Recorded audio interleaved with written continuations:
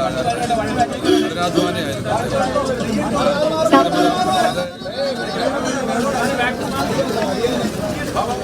അദ്ദേഹത്തിന്റെ മരണം ഇപ്പൊ ഞാൻ ചാനലിലൂടെ കേട്ടപ്പോൾ അത്ഭുതത്തോടെ കേട്ടത്. കാരണം ഞാനൊക്കെ എപ്പോഴും കമ്മ്യൂണിക്കേറ്റ് ചെയ്യുന്ന ആളാണ്, എന്ത് കാര്യത്തിനും എല്ലാവരുമായി സഹകരിക്കുന്ന ആളാണ്, വലിയൊരു മനസ്സുള്ള ആളാണ്. ഇപ്പൊ സ്വന്തമായി കഴിഞ്ഞു ഇപ്പൊ ഗീത എന്നൊരു സിനിമ എന്നെ വിളിച്ചു, ഞാൻ പോയി അതിന്റെ ട്രെയിലർ ഒക്കെ കണ്ടതാണ്. അപ്പൊ വളരെ ഭയങ്കര വലിയ പ്രയാസമാണ്. പോലീസ് പറഞ്ഞിരിക്കുന്നത് ഇപ്പൊ നേരെ മെഡിക്കൽ കോളേജിലേക്കാണ് ബോഡി കൊണ്ടുപോകുന്നത്. നാളെ രാവിലെ ഇൻക്വസ്റ്റ് തയ്യാറാക്കി നാളെ പോസ്റ്റ്മോർട്ടം ചെയ്ത് ബോഡി കുടുംബത്തിന് വിട്ടുകൊടുക്കുന്നതാണ്.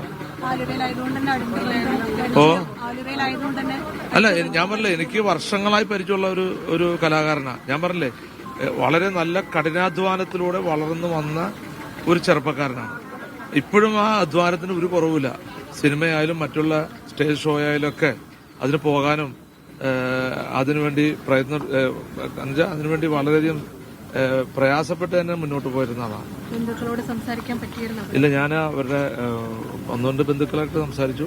അവരാരും മറ്റേ വീട്ടുകാരും വന്നിട്ടില്ല കാണണം. എന്തായാലും കളമശ്ശേരി മെഡിക്കൽ കോളേജിൽ സൂക്ഷിച്ച് രാവിലെ ഇൻക്വസ്റ്റ് തയ്യാറാക്കി പോസ്റ്റ്മോർട്ടം നടത്തി പോകും. ഷൂട്ടിംഗ് കഴിഞ്ഞ് റൂമിൽ വന്നപ്പോഴാണ് അറിയാലോ, ബാക്കിയെല്ലാം അറിയാലോ. അങ്ങനെ ഒന്നും പറഞ്ഞിട്ടില്ല.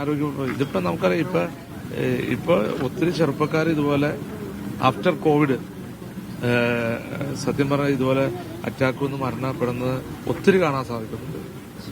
എന്തായാലും വളരെ ഒരു നഷ്ടം തന്നെയാണ് നവാസിന്റെ മരണം.